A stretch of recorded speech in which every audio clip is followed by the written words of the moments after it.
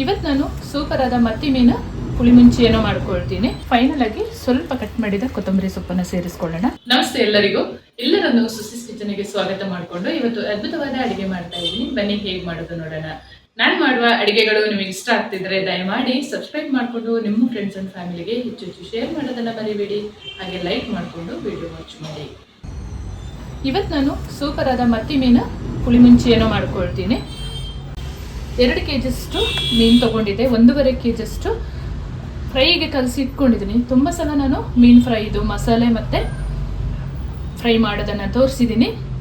ನೀವು ಹೋಗಿ ಚೆಕ್ ಮಾಡ್ಬೋದು ನನ್ನ ಚಾನಲಲ್ಲಿ. ನನಗೆ ಮೀನು ಫ್ರೈಗಿಂತನೂ ಈ ಪುಳಿ ಮುಂಚಿ ತುಂಬ ಇಷ್ಟ. ಸೊ ಹಾಗಾಗಿ ನಾನು 1/2 kg ಪುಳಿ ಮುಂಚಿ ಮಾಡಿ ನಿಮ್ಮ ಹತ್ರ ಇವತ್ತು ತೋರಿಸ್ತಾ ಇದ್ದೀನಿ. ಪುಳಿ ಮುಂಚಿಗೆ ಸ್ವಲ್ಪ ಮಸಾಲೆನ ಫ್ರೈ ಮಾಡ್ಕೊಳ್ಳೋಣ. 1.5 ಚಮಚದಷ್ಟು ಕೊತ್ತಂಬರಿ ಕಾಳು, 1/2 ಚಮಚದಷ್ಟು ಜೀರಿಗೆ, 1/4 ಚಮಚದಷ್ಟು ಪೆಪ್ಪರ್ ಕಾಳನ್ನು ಸೇರಿಸ್ಕೊಂಡು ಫ್ರೈ ಮಾಡ್ಕೊಳ್ಳೋಣ. 2 ನಿಮಿಷ ಫ್ರೈ ಆದ ಮೇಲೆ ರುಚಿಗೆ ತಕ್ಕಷ್ಟು ಒಣಮೆಣಸಿನಕಾಯಿಯನ್ನು ಸೇರಿಸ್ಕೊಳ್ತಾ ಇದ್ದೀನಿ. ಹಾಗೆ 1/4 ಚಮಚದಷ್ಟು ಅಜವೈನನ್ನು ಸೇರಿಸ್ಕೊಳ್ತಾ ಇದ್ದೀನಿ. ನೀಟಾಗಿ ಫ್ರೈ ಮಾಡ್ಕೊಳ್ಳೋಣ.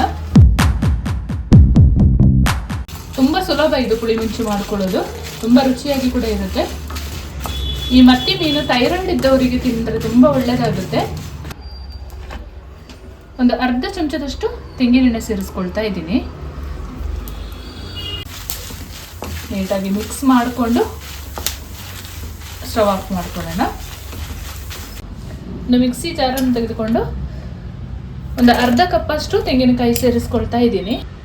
ಒಂದು ಸಣ್ಣ ತುಂಡು ಪುಳಿ ಸೇರಿಸ್ಕೊಳ್ತಾ ಇದ್ದೀನಿ. ನಿಮ್ಮ ಮನೆಯಲ್ಲಿ ಕಾಚಂ ಪುಳಿ ಇಲ್ಲಲ್ಲ, ಸೊ ಹಾಗಾಗಿ ನಾನು ಹುಣಸೆ ಹಣ್ಣು ಸೇರಿಸಿ ಇವತ್ತು ನಾನು ಸಾರು ಮಾಡಿ ತೋರಿಸ್ತಾ ಇರುವಂಥದ್ದು.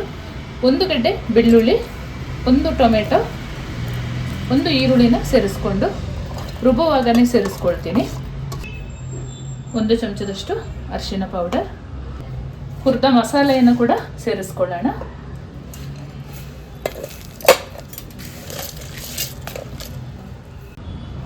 ಮೀನು ಸಾರಿಗೆ ಮಸಾಲೆ ಈ ರೀತಿಯಲ್ಲಿ ರೆಡಿಯಾಗಿದೆ.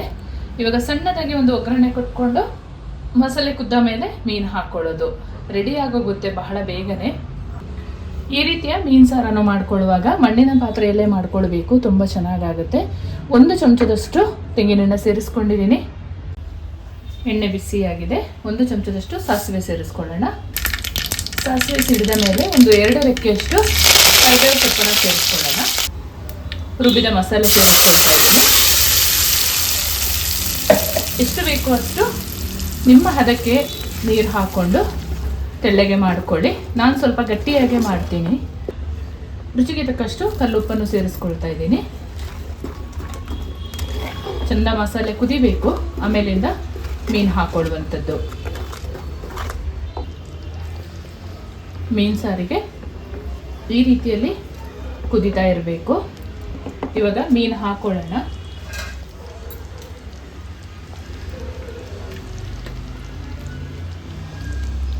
ಮೀನು ಹಾಕಿದ ಮೇಲೆ ಜಾಸ್ತಿ ಹೊತ್ತು ಬೇಯಿಸ್ಕೊಳ್ಳುವ ಅಗತ್ಯ ಇಲ್ಲ. 6 ರಿಂದ 8 ನಿಮಿಷ ಬೇಯಿಸ್ಕೊಂಡ್ರೆ ಸಾಕು.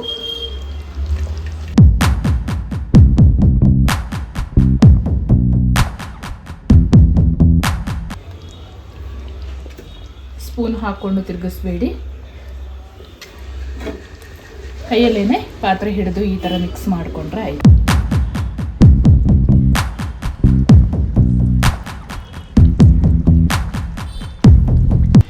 ಫೈನಲ್ ಆಗಿ ಸ್ವಲ್ಪ ಕಟ್ ಮಾಡಿದ ಕೊತ್ತಂಬರಿ ಸೊಪ್ಪನ್ನು ಸೇರಿಸ್ಕೊಳ್ಳೋಣ.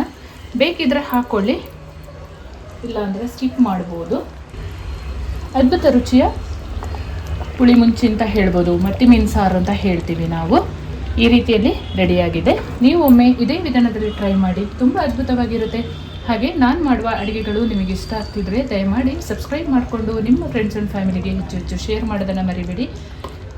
ಮುಂದೆ ಅದ್ಭುತ ರುಚಿಯ ಹೊಸ ಅಡುಗೆಯೊಂದಿಗೆ ನಿಮ್ಮನ್ನು ಭೇಟಿ ಮಾಡ್ತೀನಿ. ಅಲ್ಲಿವರೆಗೂ ತುಂಬ ಹೃದಯದ ಧನ್ಯವಾದಗಳು.